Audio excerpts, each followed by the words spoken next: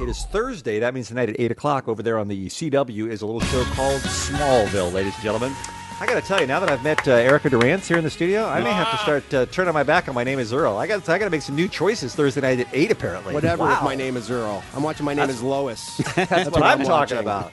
She came in a second ago, Erica did, and told us that she's able to watch on the computer. What are we listening to? What am I hearing? I have no idea. That she could see in the other room what we were looking at on our computers in here. Yeah, that's never a good idea for our guests to see what we look at on our computers. Which here. were all like bikini pictures of Erica, and she was watching everything we were watching. That's not good. And then I think our screensaver is currently Lois Lane in the Star Spangled Stripper outfit. It is. I think that's our screensaver. But then she came in and said, "I can understand that. I get it. How about that?" That's our kind of gal. No kidding. How you doing, Erica? I'm good.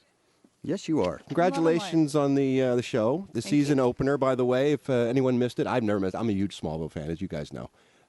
Season opener, we get Lois Lane in a French maid costume, which I think this is why Smallville's the best damn show on television. That's why I get up and go to work every day. What am I wearing today? Because Lois Lane can have a gun and be a kick-ass broad. And then in the next scene, she's wearing a French maid costume. Yeah, that's the best thing ever. Do you think the writers greatest Lois Lane ever? You think the writers have just like a wall of little pieces of paper with French maid, stripper, everything, and they just throw a dart and go, yeah. I said the other day they need to send out just a blanket kind of survey with all the different costumes. I'm sure they do that, and then they put it up there, and then they go, okay. Yeah. This Lois week is the only one that's absurd enough to do all these different things. Let's put her in it. See, we had the bikini in the Aquaman episode. We had her stripper French maid. What can we have her now? How about she's a nude paleontologist? She has to be. She's an archaeologist in a nudist colony. What can we do now? All of a sudden, Lois disappears for a long time. This season is great. The pretext. Excuse me, Ralph. Okay. I'm sorry. No, go ahead, B. The pretext of putting Lois in these ridiculous outfits is that she is a reporter, and they send her undercover, or they send her to find out information, stuff like that. I mean, that's what now we got more problems. What's going on now?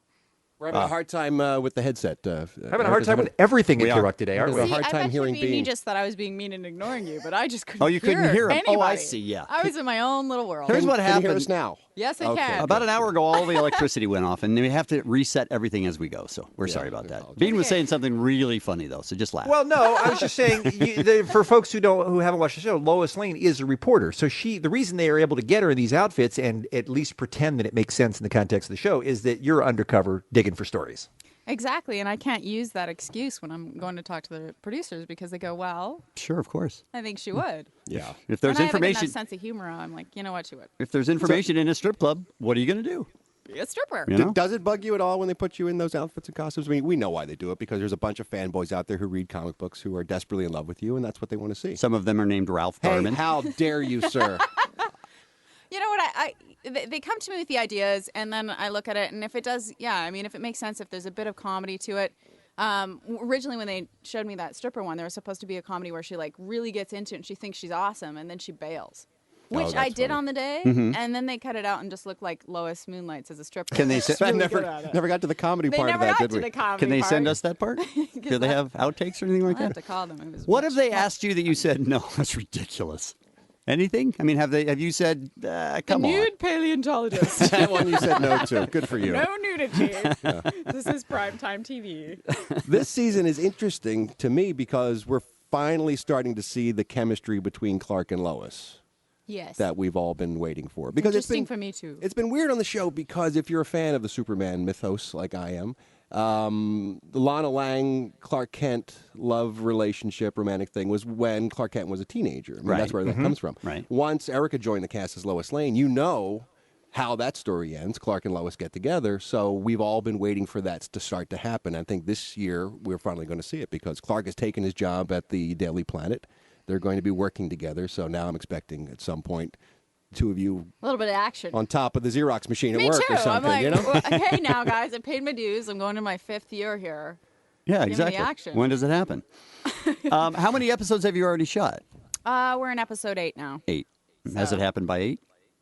No, but, there's been a lot of that fun banter back and forth, and she's actually starting to flirting, and she has a lot of fun. There's an episode where she goes undercover and decides that they should be a couple, so she has a lot of fun with that. Oh, spectacular.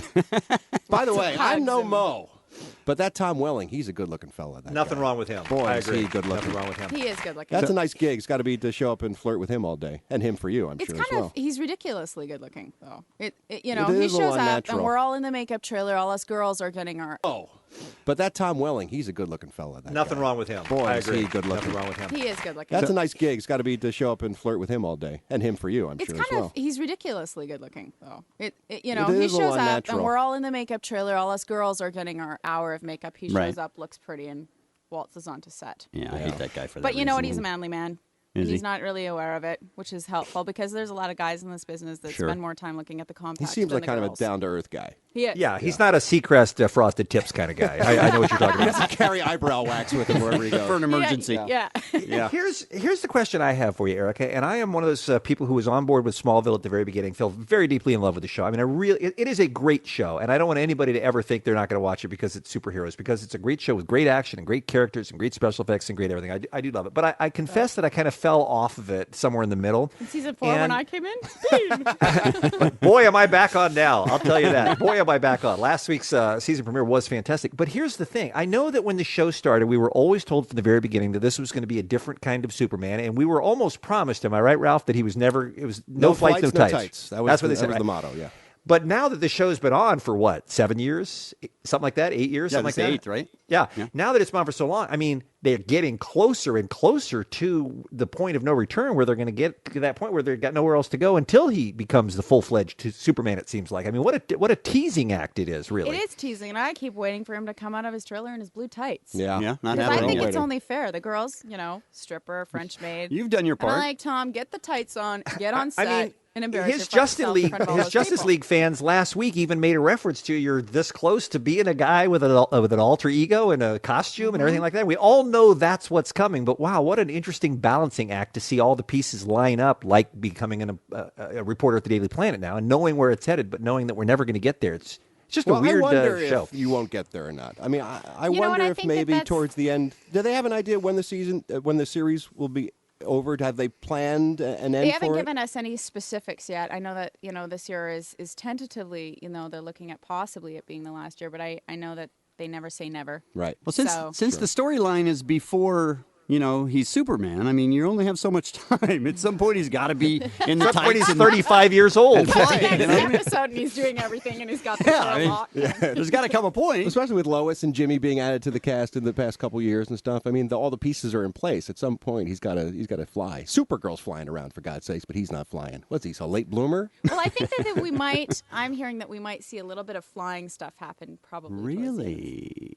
Maybe. You're hearing that, are I'm you? hearing it. Before you took the job, Erica, were you a comic book science fiction fan or anything like that at all? Or was this your first introduction to this world? No, it wasn't my first introduction to this world. Like my brother kind of ruled the roost. He's the oldest kid in the family, so I watched lots of sci-fi, lots of Red Sonja and Conan the Barbarian, and lots of comics and Right. stuff like that. But I like the Lois character the best of all the women that were playing opposite these heroes, because she was kind of her own gal, and she just kind of did her thing, and she didn't see herself as this victim. So I was excited to be able to do that. Is it hard to find roles like that? Are there a lot of women roles that are that strong and independent? And I think it's starting to get that way a little bit more, and you're seeing, like, even just on, you know, on television and in the films, but on television there's a lot more actual roles where the women are the leads of the series, Right. and they actually have a brain, and it's not just categorized into two different, you know, you're the dirty girl and you're the sweet girl, and that's like all Fringe, for there is. example, is a new show that has a lead that's a female. and Yeah, she's J.J. great. Abrams has done that. He gave Yeah. us Alias and Fringe strong female leads. But I was thinking as I watched the show, it must be fun as an actress to play because you do get to do the comedy and the romance and the action and all that stuff kind of rolled into one, and the bikinis and French maid outfits. Well, that's what I like about it too, and I have a little bit of ADD, so it's a perfect role. So depending on, you know, which day I'm coming in, I'm doing something totally different, and I like that because I think that a lot of women are like that. There's not just the one side of them.